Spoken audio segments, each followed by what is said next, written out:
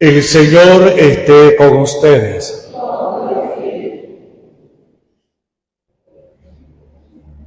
La próxima vez que me respondan así, voy a parar la misa, porque es una forma, creo que ya es soberbia. Se responde con tu espíritu. O voy a ser como el Padre Andrés, porque como ya conozco las voces, sé quién lo dice, entonces voy, lo agarro por aquí y lo saco, hasta que aprenda. El Señor esté con ustedes. Lectura del Santo Evangelio según San Marcos. En aquel tiempo los apóstoles volvieron a reunirse con Jesús y le contaron todo lo que habían hecho y enseñado. Él les dijo: venid vosotros solos a un sitio tranquilo a descansar un poco, porque eran tantos los que iban y venían que no encontraban tiempo ni para comer. Se fueron en barca a un sitio tranquilo y apartado. Muchos lo vieron marcharse y los reconocieron. Entonces de todas las aldeas fueron corriendo por tierra a aquel sitio y se les adelantaron.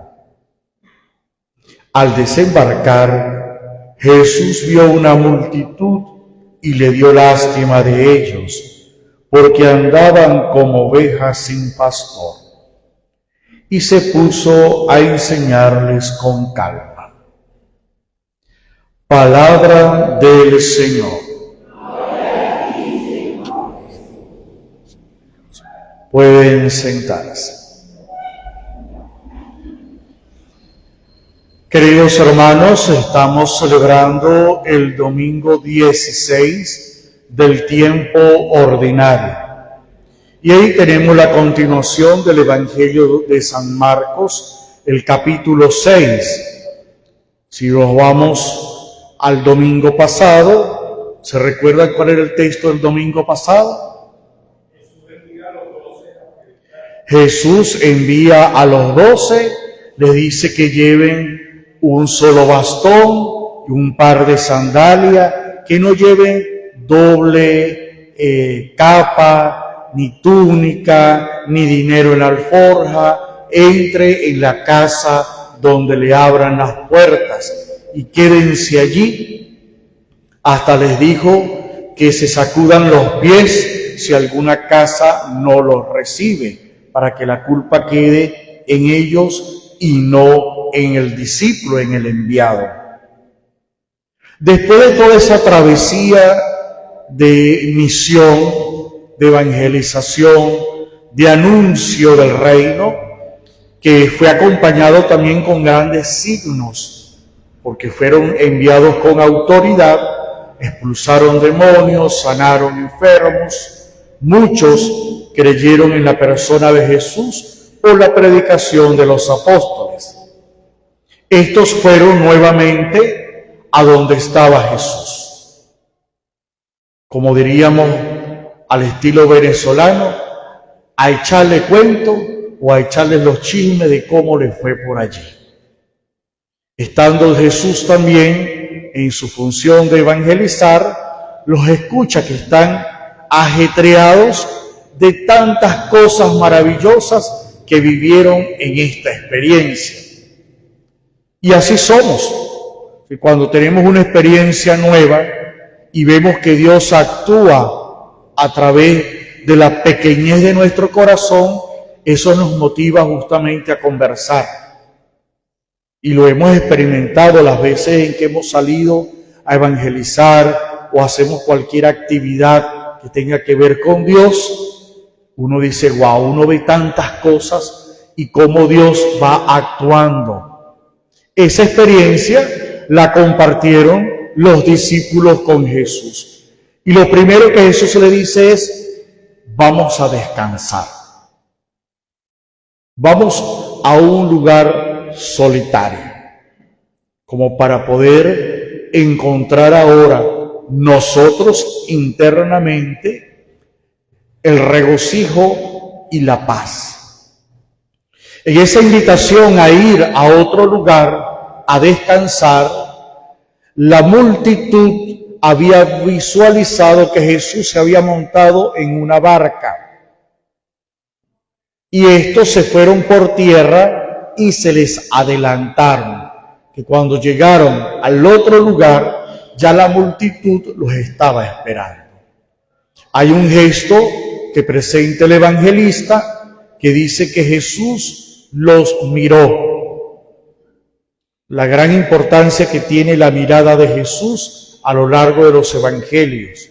Una mirada profunda, pero que desnuda justamente al hombre para conocer sus intenciones. Jesús, viendo a la multitud, la vio como ovejas que no tienen pastor. Una gran necesidad de poder leer eso hoy en nuestro país, en nuestras familias, en nuestros apostolados. ¿Cuánta necesidad hay de evangelizar, de predicar? Grandes grupos, grandes comunidades, y son muy pocos. Y lo podemos comparar también con nuestras realidades, de nuestra familia. ¿Cuántos vienen a misa? Pocos. Necesitamos evangelizar, necesitamos llevar el mensaje de Cristo Jesús. Y eso es lo que Jesús ve. Andan como ovejas que no tienen pastor. Y al final el Evangelio termina diciendo que se puso a enseñarles con calma. Esta calma es tiempo. Hay que dedicar tiempo para hablar con Dios. A veces andamos muy apurados. Si el mundo nos lleva un ritmo de estar apurados, todo es así, rapidito. Bueno, a veces venimos a misa, no hemos llegado ni a la iglesia y estamos pensando que el padre tiene que hablar mucho o tiene que hablar poco porque tengo que ir a montar las caraotas. Y no hemos llegado al templo. Imagínense lo rápido que va nuestro cerebro, que ya decimos, ojalá el padre no vaya a hablar mucho. Mientras que los evangelios nos muestran que las multitudes no les importaba eso, porque es que tenían una necesidad, una sed de Dios. Y duraban horas y horas sentados escuchando a Jesús. Y algunas de ellas hasta días, porque este texto es el Evangelio de Marcos capítulo 6, que llega al versículo 34. Pero los versículos siguientes es la primera multiplicación de los panes.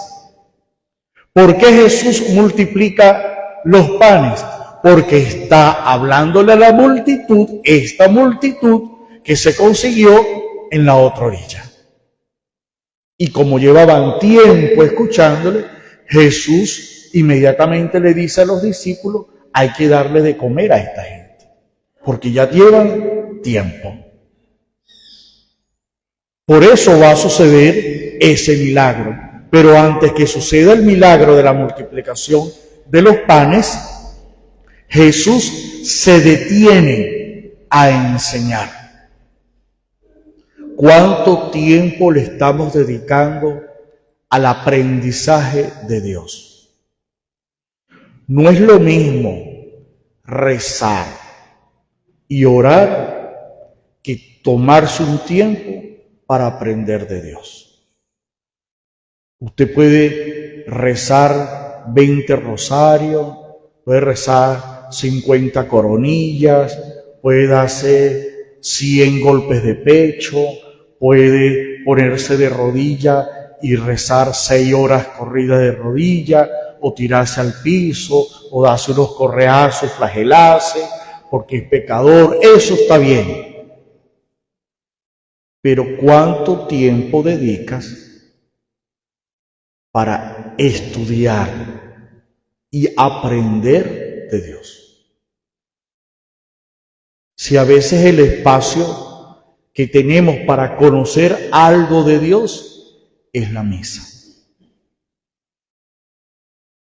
Pero para que la misa también se convierta en una lección, tengo que tener una actitud de escucha. Si usted viene a misa y se queda dormido, menos va a aprender. Si viene con el corazón cerrado, menos va a aprender. Porque el Señor habla. El Señor nos va anunciando su palabra. Y para eso tengo que escuchar. Andaban como ovejas sin pastor y él se puso a enseñarles con calma. Con calma. Quisiera también hacer un comentario de la segunda lectura de San Pablo a los Efesios.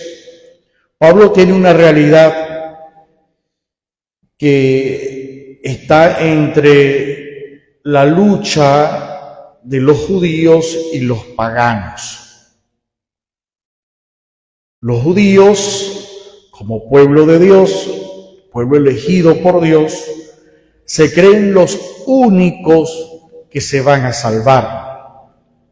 Y Pablo, después de su encuentro con Jesús, va a iniciar un proceso de expansión, de que la salvación no solo es de los judíos, sino que la salvación es para todos, es universal, para judíos y paganos.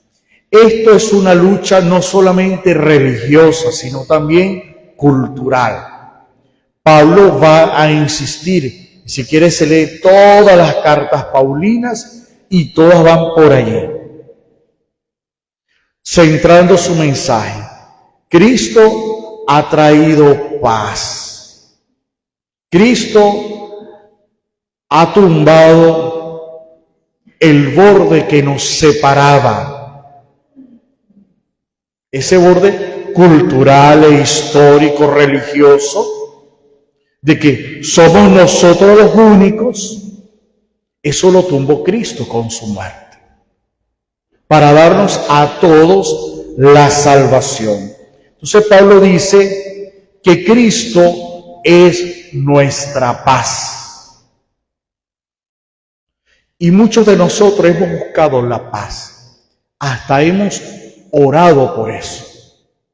Hasta hemos escuchado, Venezuela necesita paz. Los venezolanos necesitamos paz. Pero ¿qué paz se refiere usted cuando dice que el venezolano necesita paz? ¿Se refiere a que tengamos un gobierno distinto? ¿Se refiere a tener otro presidente? ¿O se refiere que el venezolano y que todo el mundo entero tenga en su corazón a Dios? Porque si Cristo es la paz, no hay otra manera de encontrar paz sin Cristo. No hay.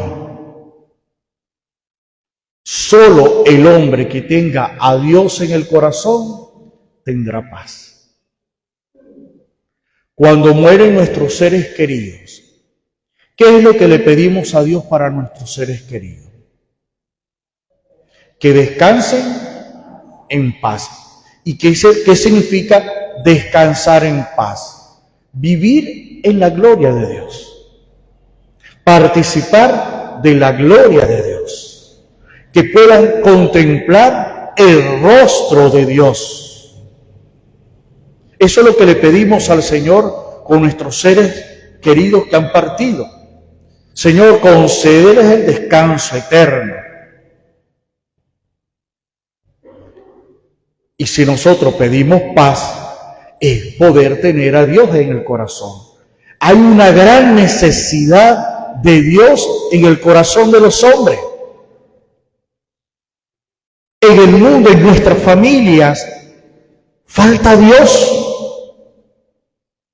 Hasta en nosotros mismos, que nos hacemos llamar cristianos, católicos, venimos a misa, necesitamos de Dios.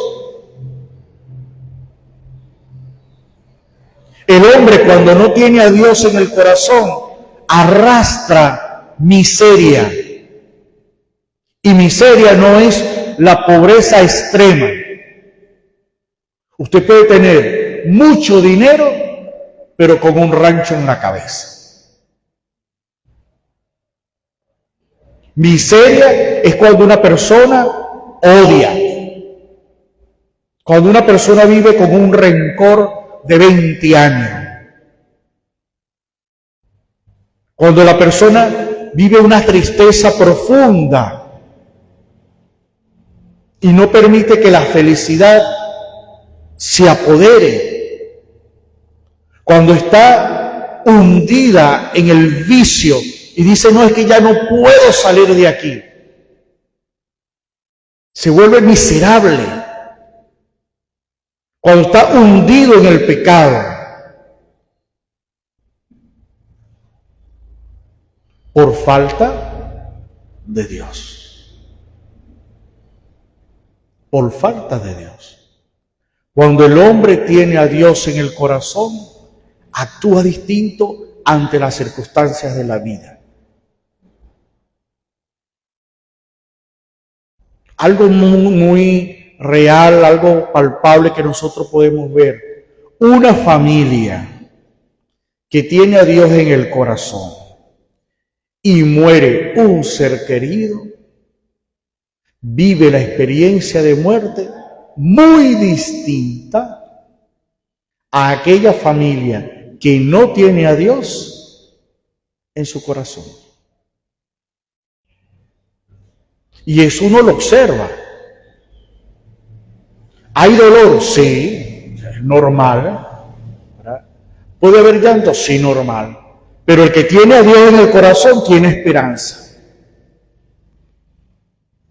Nunca la pierde. Porque su esperanza es el Señor. Y se siente fortalecido. Y ahí le puede decir al Señor, sí, mira, Señor, sí, me siento triste porque murió fulano. Pero confío que tendrá una mejor oportunidad de vida, que va a descansar en paz. Y eso da fuerza en el alma. Pero cuando la persona no tiene a Dios, se derrumba. Queda noqueado por el dolor y la desesperanza. Y pasa también con el odio, el rencor, la soberbia. Si está Dios en el corazón, esto no tiene parte en nuestra vida. Pero si hay ausencia de Dios, se apodera entonces el mal en nosotros. ¿Por qué nos cuesta vencer un pecado? Porque nos falta Dios. Hay que luchar y desde la gracia del Espíritu para lograr esa paz. Jesús se lo pidió a los discípulos. Vámonos a un lugar a descansar. Estamos ajetreados, vamos a bajarle 2 y vamos a descansar. La multitud no lo dejó. Hay otro texto que dice, y la multitud no lo dejaba ni comer, ni descansar. Bueno, pero ya Jesús le había hecho la invitación a los discípulos. Y ahora Pablo le dice a aquellos pueblos que están peleados, judíos y paganos, por religión, por cultura, que Cristo es la paz. Y creo que hoy, en el siglo XXI, hay que volverle a repetir al pueblo de Israel que Cristo es la paz. Si no aceptan a Cristo en su corazón, vivirán eternamente una guerra. ¿Por qué estos países siempre están en guerra? ¿Usted no se ha hecho esa pregunta? Porque nunca han aceptado a Jesús como el Mesías, como el Hijo de Dios. Y si no lo aceptan, no hay paz. Si nosotros no aceptamos a Jesús en nuestra vida, nuestra alma no estará en paz. Lo mundano, lo externo, bueno, disfrútelo hasta que pueda. Pero el mejor regalo que cada quien puede darse para sí mismo es que su conciencia esté en paz, esté con Dios. Vamos a pedirle al Señor que cualquier muro que divida nuestra vida con el Señor lo podamos derrumbar. Es una decisión netamente personal. Dios quiere acercarse a nosotros. Permite que Dios haga su obra en ti, en cada uno de nosotros. Pídele al Señor, Señor, yo quiero estar en paz. Si tienes un odio por allí, si tienes una rencilla por allí, arregla eso. Arregla eso para que estés en paz, para que puedas adentrarte a las entrañas de la misericordia que da refugio al corazón del hombre.